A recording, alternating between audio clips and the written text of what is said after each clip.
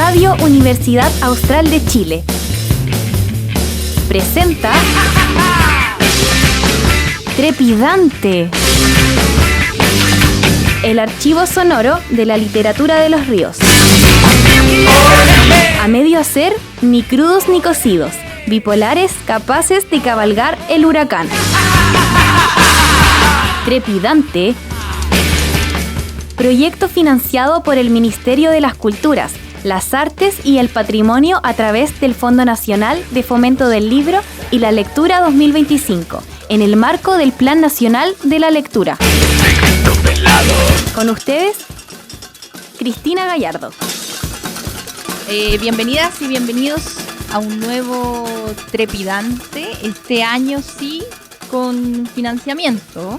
Me acompaña Sergio Mancilla, ya lo están viendo ustedes ahí,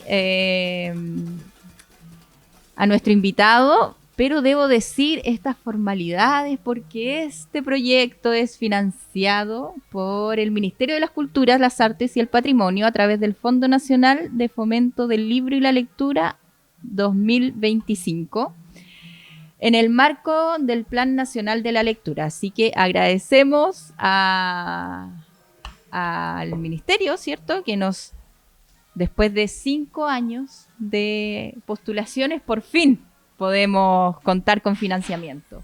Así que agradecemos también al Café Moro, que nos prestó este espacio para poder hacer este primer programa de la temporada 2025 de Trepidante, en este precioso café que además es de larga trayectoria. ¿Cierto, Sergio? Además, siempre vinculado a la literatura también este café. Así que eso. Y sin más, voy a presentar a mi invitado de hoy, Sergio Mancilla Torres. Bienvenido. Gracias por estar por segunda vez en este programa. Muchas gracias por la invitación. Ya, perfecto. Sergio, poeta, investigador, profesor de castellano, o sea, alumni UH, además. ¿Fuiste profesor de Estado alguna vez? Cuando se daban los títulos en la década de los 80, ya la categoría de profesor de Estado ya no existía. Entonces ya no se daba. Soy profesor de castellano y filosofía. Esa fue mi formación inicial. El título es doble. Antes, eso fue en los 80, de castellano, claro, y filosofía. Bueno, y profesor además de larga data de literatura en la Facultad de Filosofía y Humanidades de la universidad.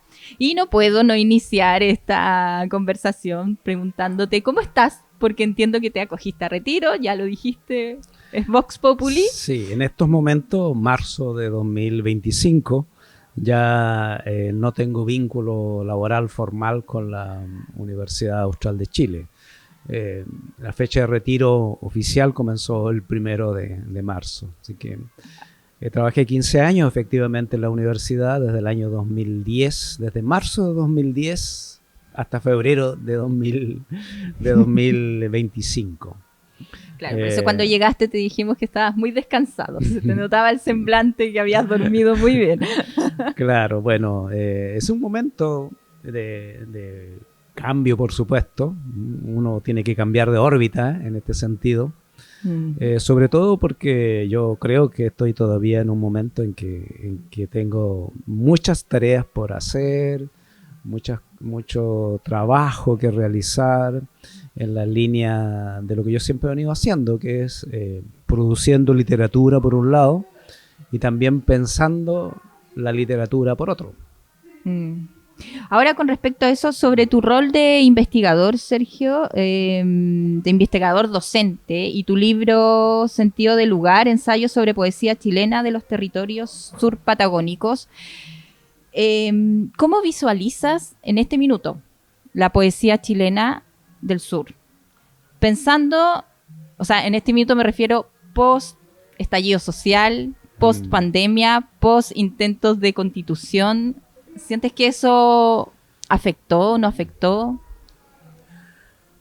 Bueno, yo debo primero decir que no soy en verdad un gran conocedor de la poesía chilena, a pesar de que me he dedicado buena parte de mi trabajo profesional a eso, pero no estoy necesariamente al día con todas las cosas que se han ido publicando últimamente, sobre todo de la gente más joven. Sí, conozco algunas cosas, pero no puedo decir que tenga un conocimiento completo. No obstante, sí me atrevería a decir que desde la década del 70 hacia acá, es decir, estamos hablando de 50 años aproximadamente, medio siglo, se ha ido conformando una tradición, una acumulación textual en el sur de Chile que sí ha ganado espesor, ha ganado potencia. Escribir en el sur hoy día no es como partir de cero. Es decir, Claro. hay antecedentes, en cierta medida se ha ido estableciendo hasta un cierto canon, se podría decir, de ciertos autores que de pronto son necesarios. Lo pongo eso medio entre comillas porque nadie es completamente necesario, pero en determinados contextos es necesario. Por lo tanto, no sé si la pandemia haya afectado tanto, en verdad. Yo creo que sí, quizás ha cambiado un poco la estructura de sensibilidad. No, la pandemia ha servido para hacer conciencia de la fragilidad de las cosas, digamos, de que la vida cotidiana puede ser de pronto detenida, se puede derrumbar, y eso hace que uno tenga más conciencia de lo frágil que es todo.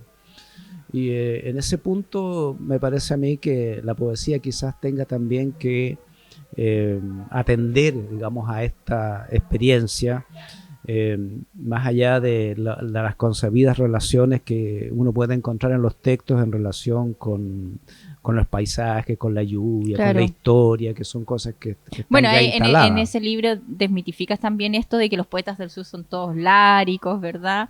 Que era Claro. esa herencia tayloriana.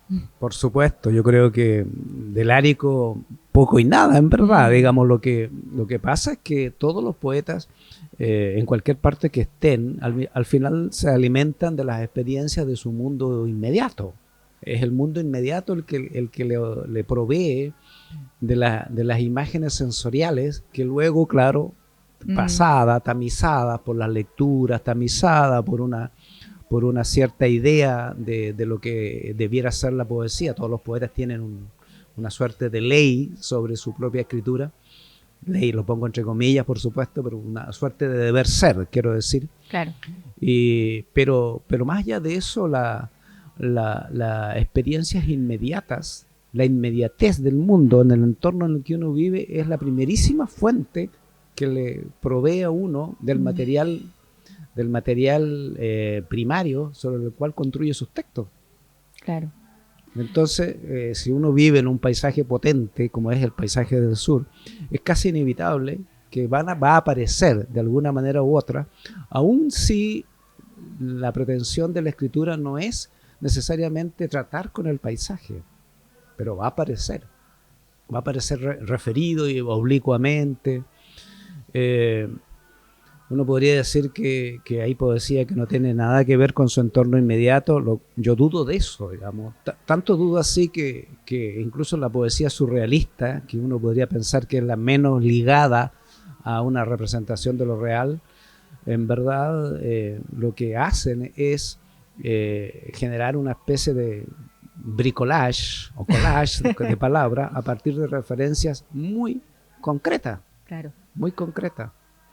Claro, y en ese sentido, cuando tú haces esta antología de LOM, ¿cierto? Que hablaba como de estos poetas que crecieron y se formaron en dictadura. ¿Cómo ha ido evolucionando también este ser poeta en el sur? ¿Cómo lo ves tú? Yo creo que ha ido con el tiempo apareciendo un poco la urgencia de que ser poeta en el sur es ser poeta en el mundo desde el sur. ¿Ah? Que si en algún momento la necesidad de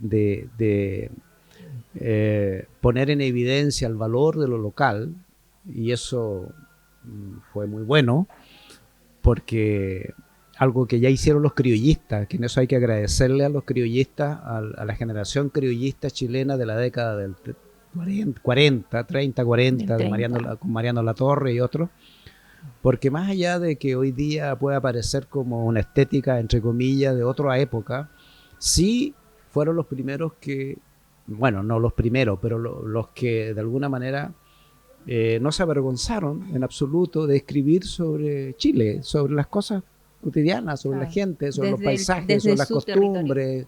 Exactamente. Por lo tanto, fue también una manera de valorar lo local. Lo local. Y eso viene de esa corriente. Finalmente nos debemos de alguna manera también a esa actitud.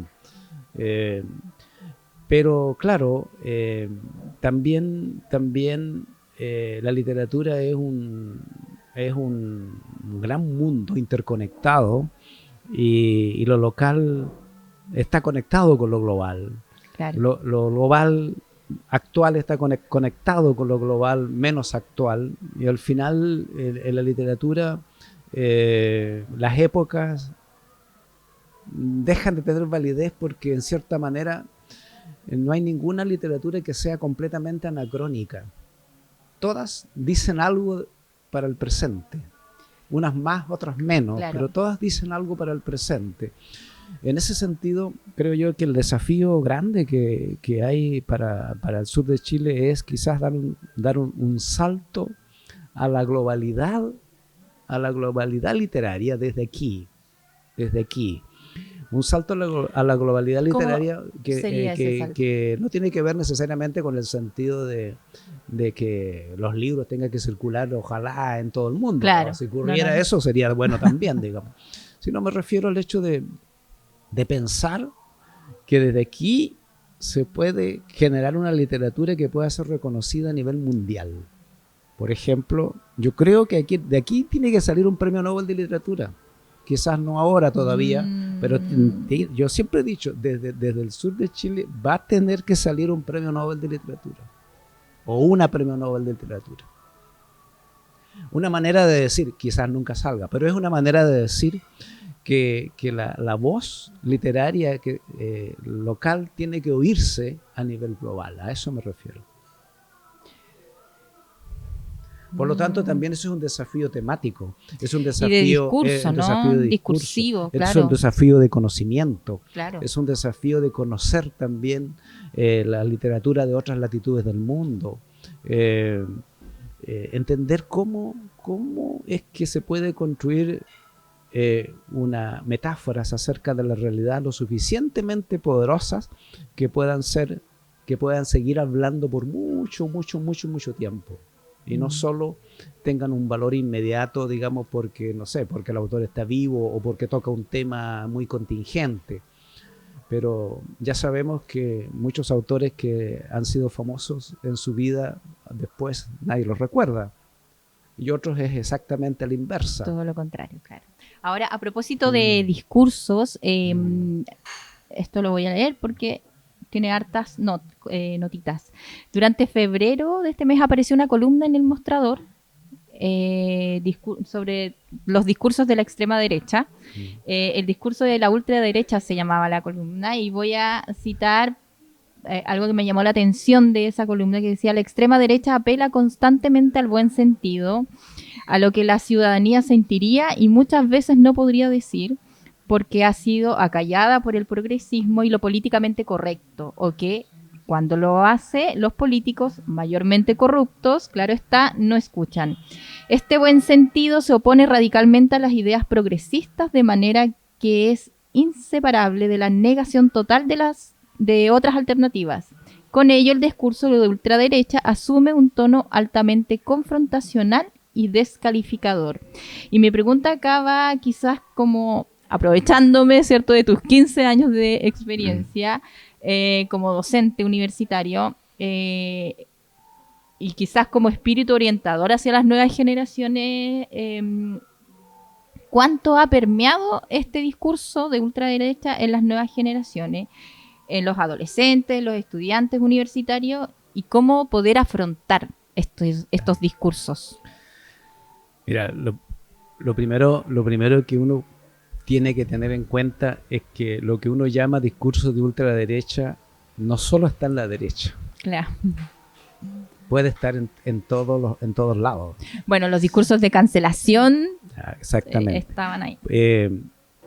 Pero vamos a entender por lo menos de manera convencional que la idea de un discurso de ultraderecha es un tipo de discurso que apela sobre todo a los instintos más básicos, que explota, apela, genera entusiasmo o miedo, apelando, digamos, a la emocionalidad instintiva. Un instinto básico es, por ejemplo, defender el lugar donde uno vive, su territorio, su espacio. Y si alguien le dice, mira, tu espacio está amenazado, instintivamente te vas a poner a la defensiva y vas a tratar de rechazar a aquel que puede ser visto como una amenaza. Eso es así. Y esa apelación a lo instintivo va, por supuesto, muy bien armado, muy bien entreverado con un discurso que asume que lo que dice es verdadero y no deja espacio a la duda. El discurso de ultraderecha huye de la incertidumbre. La incertidumbre le hace mal. Pero ese es un discurso de toda visión totalitaria. La incertidumbre, la apertura, la duda le genera un escozor, le resulta insoportable. Entonces hay que afirmar una verdad incontrarrestable. Y en eso, obviamente, las verdades incontrarrestables aparecen nuevamente asociadas a los instintos fundamentales, a los instintos primarios. Claro. De supervivencia. De supervivencia, pensando en que los demás son eventualmente todos enemigos, los que son diferentes, por ejemplo, son una amenaza, son distintos, son enemigos, son inferiores, o no son inferiores, pero son una amenaza. Entonces, claro, eso, por una parte, y por otro, apelando, digamos, a promesas también muy instintivas, como todo el mundo quiere estar bien, todo el mundo quiere estar cómodo, todo el mundo quiere ser tranquilo. Entonces, si alguien promete desde una cierta posición de autoridad promete que tranquilidad, promete progreso, entre comillas, promete, bueno, también se genera una forma de actitud que no deja espacio tampoco a la duda. Entonces, en las llamadas corrientes progresistas también existe mucho de esto, que piensan, por ejemplo, que ser progresista equivale, no sé, a tener un amplio respeto a la diversidad. Uno dice, bueno, ¿y cuál sería lo malo de eso? Nada malo en eso, salvo que el respeto a la diversidad, por ejemplo, impida tener una mirada integradora y todo se vuelva una suerte de fragmentación que dice, bueno, sí, mucho respeto a la diversidad, pero ¿qué hacemos con eso después? Claro, es lo que está pasando con la cultura woke. Exactamente, ¿cierto? ¿Qué hacemos con eso después? O sea, porque al final lo que necesitamos es, como país, por ejemplo, es un país que ojalá su gente no viva mal, que tenga recursos, que la gente se eduque bien, que nos desarrollemos con más conocimiento, que podamos alguna vez crear tecnología y no tengamos que comprarla toda. No sé, esas cosas que parecen obvias, que las casas ojalá no se lluevan, que toda la gente viva en casas más o menos dignas. ¿Por qué no? Digamos, pero o sea, quiero decir que también hay ciertas cuestiones que son de valor global, que importan a toda la sociedad y que a veces el llamado respeto a la diversidad encubre en verdad una incapacidad de manejarse con el todo y se opta, comillas, por privilegiar la minoría como si la minoría fuese el todo. Y ese es un problema. Ahora, ¿cómo lo enfrentamos? Desde los medios de comunicación o desde las aulas, desde la universidad, porque es un problema, evidentemente. Primero hay que formularlo, tratar de formularlo de distintas maneras. Yo creo que hay que pensar las cosas, siempre tener una actitud de duda, no creerse todo a la primera, porque siempre la realidad es más compleja que lo que podemos decir de ella. Ese es un principio que por lo menos en los tiempos en que yo hice clases lo decía a mis alumnos. O sea, todo lo que ustedes piensen, todo lo que ustedes digan puede estar bien, pero eso no es todo. Claro. Hay más. Siempre hay más. Siempre hay más.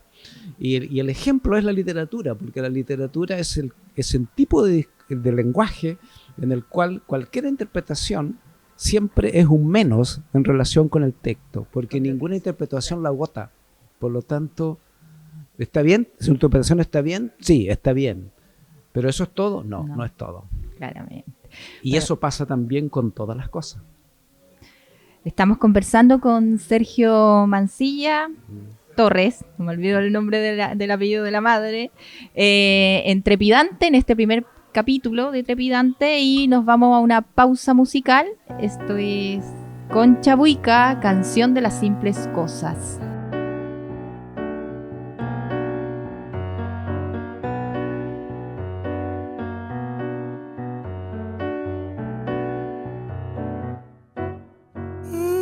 Se despide insensiblemente de pequeñas cosas, lo mismo que un árbol que en tiempo de otoño muere por sus hojas. Al fin la tristeza es la muerte lenta de las simples cosas.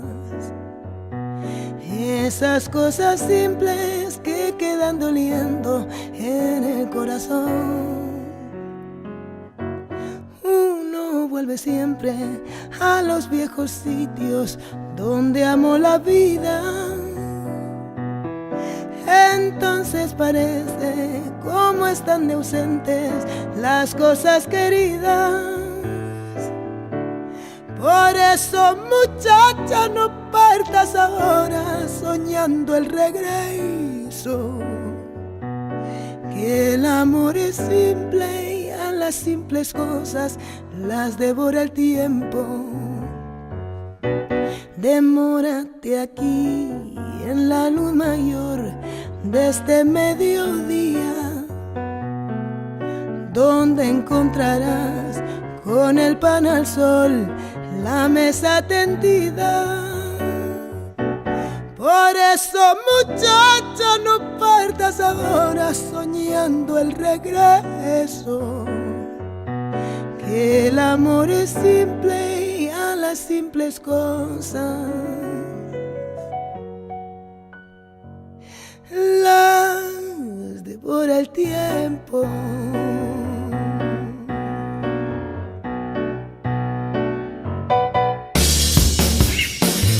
Radio Universidad Austral de Chile está presentando el archivo sonoro de la literatura de los ríos. Trepidante. Proyecto financiado por el Ministerio de las Culturas, las Artes y el Patrimonio a través del Fondo Nacional de Fomento del Libro y la Lectura 2025, en el marco del Plan Nacional de la Lectura. Lo que tengo que se llama hoy. Este día lo que tengo que se llama hoy. Continuamos en Trepidante, en este hermoso espacio, hermoso café que es el Café Moro. Un teléfono suena, el tuyo. Cosas del en vivo, conversando con Sergio Mancilla Torres, hemos hablado acerca de política, aunque no de discursos políticos. Y ahora nos vamos de lleno a poesía, Sergio. Abro comillas. Mi biografía no tiene más importancia para mi poesía que la de ser el obvio soporte vivencial de la escritura. Para escribir hay que vivir y recordar. ¿Sigues pensando lo mismo? Esto fue escrito en el libro Héroes Civiles y Santos Laicos de Yanko González. ¿Sigues pensando lo mismo? Sigo pensando lo mismo, a pesar de que en un sentido mi poesía es altamente biográfica, pero sigo pensando lo mismo en qué sentido. En el sentido de que no es que la biografía no importe, sino que lo que no importa es la dimensión estrictamente personal, privada de la biografía. Eso es lo que no importa. Claro. Lo que importa es que la biografía consiga ser una especie de figura en la cual otros seres humanos se puedan ver también representados. Ahí sí la biografía importa. Ahí sí la persona importa. Claro, porque además supone una relación, ¿no? Exactamente. Lo que quiero decir es que la biografía, en tanto biografía dura, simple, digamos, sin valor literario, es cualquier biografía nada más. Claro. ¿No? Vale por la persona, pero nada más que eso. Pero cuando estamos en el terreno de la literatura, si hay biografía, la biografía va a importar porque se vuelve material de la literatura. Y ahí sí importa. Claro. Ahora, no sé si tienes ahí Kerkun. ¿Kerkun es tu libro más biográfico? Más... O sea, no biográfico como biografía, sino que más ligado a tu vida personal, ¿o no? Sí, más a la vida familiar, claro, comunitaria, isleña. Está asociado también a las vivencias, al conocimiento de la mitología de Chiloé, a la mitología que yo conocí en mi infancia, digamos, la que me llegó por tradición oral, por conversación. ¿Se deja de ser chilote en algún minuto? ¿Se vive? Se deja de ser chilote en el sentido de que cuando uno sale de la isla, y como yo he salido y he vivido muchos años fuera, el chilote que yo soy de hoy, poco o nada se parece al chilote que sí vive en la isla y que ha pasado siempre ahí, digamos. Porque la isla que yo recuerdo, o los archipiélagos que yo recuerdo, si bien las islas son las mismas, la vida de hoy no es la vida de ese pasado. Entonces, en verdad, lo que yo he organizado en ese libro no es una etnografía del Chiloé de hoy, sino más bien de una imagen de la memoria que busca también, esa es una de mis intenciones, que busca también dejar ser un registro de una época ya perdida. Me gustaría pedirte que nos puedas leer un par de textos de Kerkun, porque este programa, la gracia que tiene es que está la poesía leída en su autor, que es una maravilla, la verdad. Ahí está. Te ayudo aquí con el... Mira, aquí voy a leer un par de textos como me estás pidiendo. Siempre está lloviendo en la memoria. Escribí hace años este verso. Mi amigo Bernardo Colipán lo ha usado de epígrafe en un bello poema suyo. Mi madre levanta la mitad inferior de la ventana de guillotina y la deja sujeta con una cuña. Entra la brisa húmeda y salada del mar. Voy hacia la ventana abierta, pero soy tan pequeño que no alcanzo a ver el día inmenso allá afuera. Cuando trato de encaramarme, me faltan fuerzas. Los brazos están débiles, las manos duelen, las rodillas suenan como palos secos que se quiebran. Y lo más importante, los ojos no distinguen la diferencia entre las nubes del cielo y las confusas partículas de la galopante ceguera. Ese libro fue del 2020. Este es un libro, ya no recuerdo, fecha. este libro se publicó, apareció en 2019. 2019. Y yo lo terminé de escribir en diciembre de 2017. Ay. Y pongo el dato porque el último texto se cerró una semana antes de que me hospitalicen por un cáncer que en ese momento me habían detectado. Y yo no sabía si iba a salir vivo o no de ahí, digamos, de la intervención quirúrgica y todo aquello. Bueno, le di el manuscrito a mis hijas. Le dije, aquí está el manuscrito, vean ustedes lo que hacen con eso para después, digamos. Claro. Y a través de unas personas de Santiago que mi hija conocía y que conocieron ellas el manuscrito, decidieron publicarlo. Y la publicación fue un regalo. Un regalo. Un regalo por haber sobrevivido. Claro. Bueno, un gran regalo además, Sí. porque está por la editorial. Es los libros del taller que corresponden en realidad a un taller literario que tienen algunas personas Sí. en Santiago y que cada cierto tiempo sacan algún libro, pero normalmente sacan libros del taller, de ellos, Claro. de su taller. De modo que este es como un libro que llegó caído del cielo, digamos, una especie de meteorito que entró. Además es muy curioso que siendo Sí. tu libro, que es más biográfico, Sí. ¿cierto? Más ligado a ti, a tu propia historia, se haya publicado de esa manera. No deja de cerrar Sí. bien el círculo, ¿no? Sí. Y el año pasado publicaste Femio. Claro, el año 2024 salió. aquí está, en el año 2023. 23 salió en el año Femio. 2023 por apareció Cultrún. Femio por Cultrún.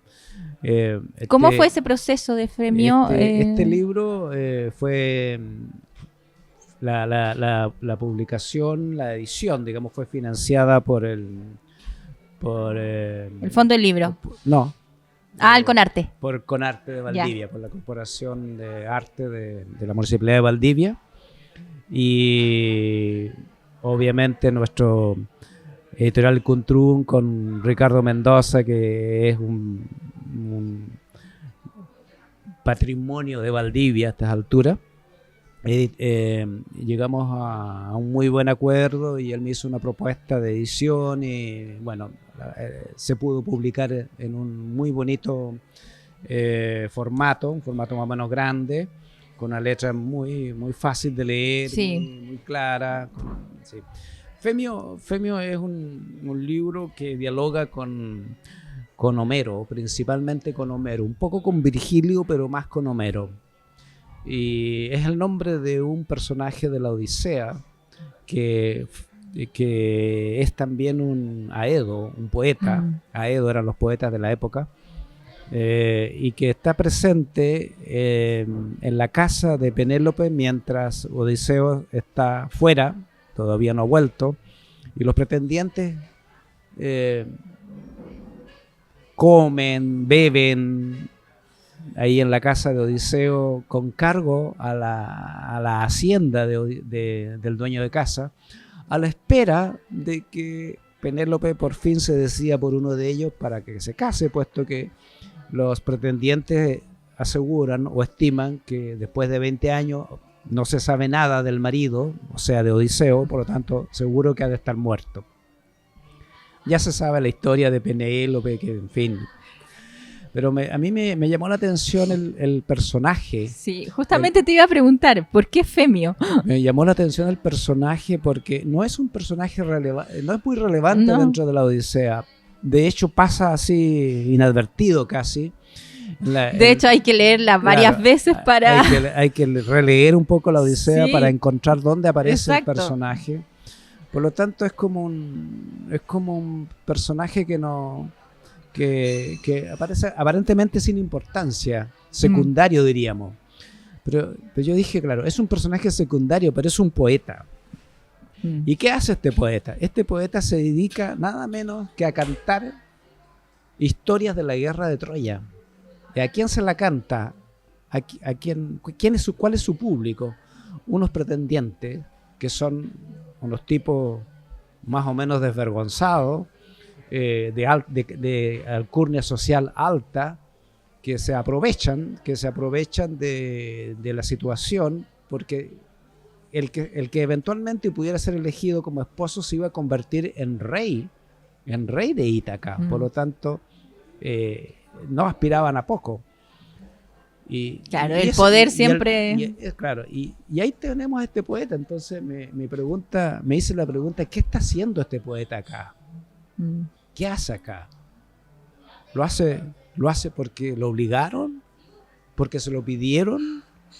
¿Porque le gusta? ¿Porque no tiene otra opción? Hay un pasaje en la Odisea donde Penélope en cierto modo se enoja con él porque canta mucho sobre la guerra de Troya, y claro, al escuchar ella la historia de la guerra de Troya, obviamente se acuerda de su marido, que fue a la guerra de Troya precisamente. Y su hijo Telémaco le dice, no lo traten mal, si al final los poetas tienen que hacer esto. Tienen que contar la historia. Tienen que contar la historia. Exacto. Ese es su trabajo. Entonces... claro, el rol que es como el rol político del exacto. Entonces del poeta. Me pareció un personaje fascinante y lo traje a los tiempos contemporáneos. Y en cierta manera me siento yo un poco el femio, digamos. Los poetas modernos son en cierto sentido femio también. Por un lado, cuentan la historia, cantan la historia, su historia, como ellos la ven. ¿A quién la cantan? ¿Quién es su público? Claro. Son interesantes preguntas. Sí, muchos poetas tienen la fantasía de su poesía poco menos que va a cambiar el mundo. Y en realidad... Este es un poeta que le pedían que cantara para que los comensales se entretuvieran.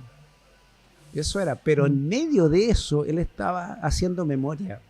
Entonces yo creo que también aquí hay un juego muy interesante en términos de decir, bueno, sí, el poeta entretiene a unos borrachos en última instancia, pero por otro lado, al hacer eso también está dialogando con el pasado. Está trayendo una tragedia y la está poniendo ahí, porque la guerra es una tragedia. Claro. Se fue mucha gente y murió. Es la guerra más paradigmática de la literatura es la guerra de Troya, por supuesto. Podemos leer ahora sí un par de textos de Femio. Claro. Que además es más prosa. Sí. Tiene mucha prosa. Yo creo que podría empezar por el primer texto, que en cierta medida sitúa el contexto de la situación de este personaje Femio. Dice, porque aquí en este libro hay varias voces. A veces es la voz de Femio, a veces la voz de otro personaje. Hay un poeta que dialoga con el poeta. También aparece Homero. Los personajes de la Ilíada, la Odisea y algunos de la Eneida también cobran voz. Por lo tanto, el libro es muy teatral en ese sentido. Es como un libro que podría, de hecho... Sí, ha dialogado también con otras artes. Sí, de hecho un amigo que es especialista en drama me dijo que cuando yo leyó el libro me dijo, pero si esto es una obra dramática. Sí. No lo había pensado así, pero es posible que sea. Sí. Aquí sí que va a tener que elevar un poquito la voz para... Proemio de la Edo. Cuando el pesado silencio envuelve el palacio, tanto como la noche y la ausencia envuelven el corazón de Penélope, Baja ella lenta, pensativa, las escaleras, acompañada apenas por un leve resplandor de luna. Femio, el aedo, envuelto por el ensueño y el cansancio, oye la femenina voz de Penélope como si viniera de un tiempo anterior al tiempo. Femio, amigo, ¿por qué tu silencio? ¿Por qué no cantas con solemne voz los funestos destinos de tantos? Mis tristes oídos se solazan con tu música, que es como un viento fresco que me recorre por dentro, que enfría este deseoso corazón que debo, por honra, contener como quien contiene una briosa yegua en un extenso campo de margaritas. Soy mujer, pero quisiera ser como la luna que mengua y crece cada mes, y solazarme con la brillante redondez de mi vientre, del que debiera nacer un dios que hable el lenguaje del mar. Ahora que ebrios duermen los pretendientes, como tronco disperso tras un huracán, tengo en la mente y en el corazón la claridad para ver, tras la muralla de la noche, a los que nunca debieron morir como bestias, sino como niños que se duermen en brazos de sus madres. No pienses, Femio, que mi soledad es la de una reina. Mendiga soy de tus exámetros, y por tus palabras vivo en el ensueño de la ficción, la imposible vida de los dioses. Mas también muero de la dolida muerte de orgullosos guerreros que soñaron con la efímera gloria que al fin a nadie importa, y sufro los desgraciados destinos de las mujeres de tus cantos que como yo quemadas son por el deseo y el dolor. Sergio, ya como antes que se nos acabe el tiempo, quería preguntarte esto de si se puede diferenciar las dos cosas, ¿cierto? Si es que es posible diferenciarlo. ¿Escribir desde el sur es más un acto político o un acto poético? Producir, ¿cierto? Habitar este sur y producir literatura a partir de él. Yo creo que ya lo has dicho La mejor política es la poética. Sacó aplauso ahí. De verdad. Porque una política sin poética no es política, es solamente un simple juego de poder. Sin ninguna otra pretensión que el poder por el poder. No, tiene que haber una poética. Entonces, ¿ha sido tu...? Sí, así ha sido. ¿Tu decisión? Ha sido mi decisión, he tratado de hacer eso, lo he hecho como profesor, como estudioso de la literatura. También mis escritos críticos o teóricos tratan también de captar, digamos, la atmósfera de una escritura que nunca esté totalmente divorciada de una poética del mundo. El mundo en sí mismo es poético. Es cosa de mirar, es cosa de observar, de detenerse un ratito. Es poético. Lo que pasa es que lo poético no necesariamente es equivalente a belleza, felicidad, claro, en el sentido convencional del término. También la tragedia es poética, la muerte es poética. Sí, una poética que te desgarra, pero ahí está.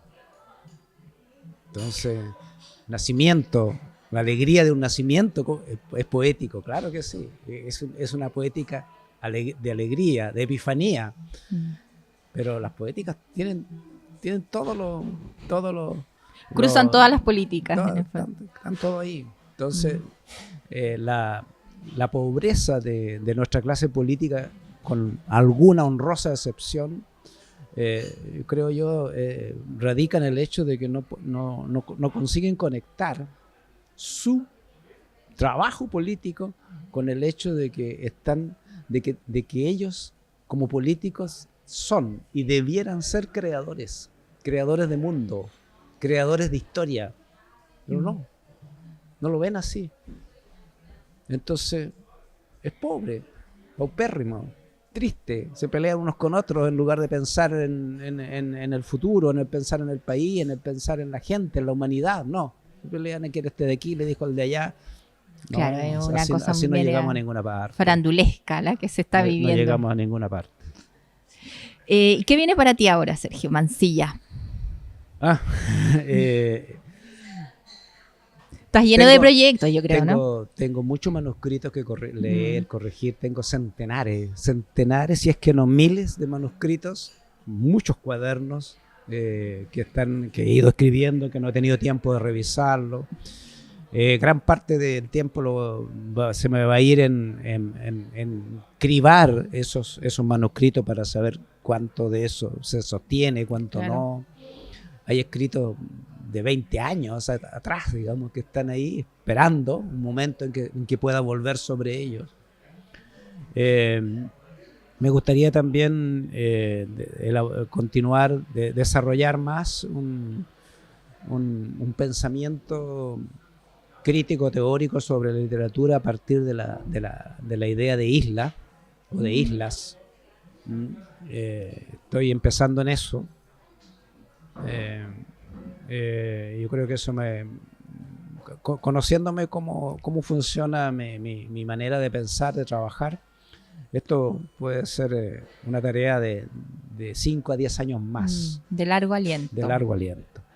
Entre medio puede ser que surjan algún proyecto formal, no sé, postulaciones aquí y allá, eso puede ocurrir, pero en este momento no es mi prioridad, digamos, pensar en postular a proyectos institucionalizados o institucionales. Pero si aparecen y se dan, lo puedo hacer. Pero más ocupado estoy en un horizonte de vida y escritura. Yo creo que lo puedo hacer. Tengo los elementos para poder hacerlo. Y yo creo que, modestia aparte, digamos, hay ciertas zonas del trabajo que estoy haciendo yo y que no lo están haciendo otros que están haciendo otras cosas, Claro. naturalmente. Entonces, bueno, cada uno en lo suyo, desde luego. Entonces, Bueno, este estudio de la literatura en el sur no lo había escuchado. no, claro, de hecho, hasta ahora es el único libro que existe Sí, me da la impresión. a esa dimensión, a esa escala. Claro, claro. Sería interesante también ver cómo ha ido construyéndose. 5 minutos me quedan, así que... Hay un libro que acabo de terminar, todavía en la condición de profesor de la universidad, lo terminé en diciembre, que se llama ¿Hay poesía aquí? Que es una pregunta. Y la respuesta está dada en 16 ensayos que suman alrededor de 250 páginas. ¿Y eso se va a publicar? En este momento está en evaluación por la editorial de la Universidad Austral. Ya, perfecto. Y esperemos a ver qué pasa. Es un libro me gusta mucho, es muy suelto, es un libro que va en 3 partes, que empieza, digamos, con unos trabajos que todavía están en el formato paper, pero a medida que voy pasando la segunda parte, tercera parte, cada vez me voy alejando más de ello y al final termina siendo una evocación muy lírica de las fuentes fundamentales de mi escritura. Por ejemplo, hay un trabajo sobre la profesora de gramática, una evocación y una asociación con la poesía, haciendo un homenaje a la profesora de gramática que yo tuve en 7º y 8º, que fue fundamental ella porque me enseñó a mirar el lenguaje con una fineza y con un rigor que nadie más me lo había enseñado antes. Tengo también un ensayo que une la poesía con la ciencia a partir de una amistad que yo tuve con un físico teórico que lamentablemente murió joven, chileno, y que yo tuve la oportunidad de conversar mucho en Estados Unidos y después en Chile. Entonces, para sorpresa mía, me parece que lo que hacen los físicos, esos físicos, ese tipo de científicos, y lo que hacemos nosotros es extremadamente parecido. Sí, está muy ligado. Oye, vamos a estar esperando entonces ese libro. Yo creo que no, pasa la evaluación. Debiese. 4 minutos, ya. Tenemos un tiempo, no me voy a acelerar. Entonces, para despedir a Sergio Mancilla Torres, qué bueno tenerte, que sigas en esta... que no te pierdas. No te vas a perder tampoco, si vienen hartos proyectos, así que vas a tener tiempo para leer, además que siempre falta. ¿Qué estás leyendo ahora? Si nos puedes recomendar aquí a Trepidante un par de libros. Estoy releyendo muy lentamente las Memorias de Ultratumba de René de Chateaubriand, que son, no sé, como 2000 páginas, una cosa gigante. Y leyendo también, leyendo y releyendo a Edouard Glissant, sobre todo los ensayos de Edouard Glissant, un poeta, novelista y ensayista de Martinica. Uh-huh. Y luego a Carlos Martínez Rivas, un poeta nicaragüense extraordinario. Desde mi perspectiva, probablemente el mejor poeta de Nicaragua después de Rubén Darío. Mira, así. Carlos, sí, de lejos, es extraordinario. Es muy poco conocido en Chile, porque en Chile se conoce la poesía de Nicaragua, pero sobre todo poco, y la que se conoce sobre todo Ernesto Cardenal. Claro. Pero es que Carlos Martínez Rivas es otro mundo. Es otro Vamos a mundo. buscarlo entonces. Agradecerte, Sergio, por esta jornada de grabación. Hemos tenido aquí algunas subidas y bajas de volumen, producto de que esto es un café, ¿cierto? Así que esperamos volver a tenerte en el programa también. No, por supuesto, y muchas gracias, y gracias a ti, y muchas gracias a todo el público que escucha esto.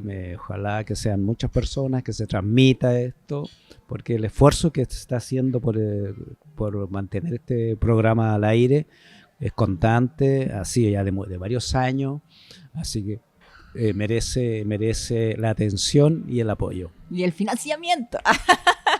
No nos olvidemos. Así que nosotros nos encontramos la próxima semana en Trepidante, en Radio Universidad Austral de Chile. Chao, chao.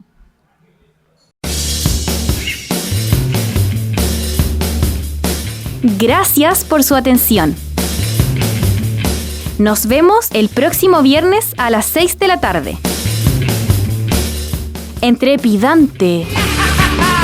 Volveremos a escribir plegarias para musitar, antes de escribir aquellos poemas que creeremos no haber escrito nunca. En Radio Universidad Austral de Chile, en el 90.1 FM de Valdivia y en el canal 52 de Telefónica del Sur. Proyecto financiado por el Ministerio de las Culturas, las Artes y el Patrimonio a través del Fondo Nacional de Fomento del Libro y la Lectura 2025, en el marco del Plan Nacional de la Lectura. Este día es lo que tengo.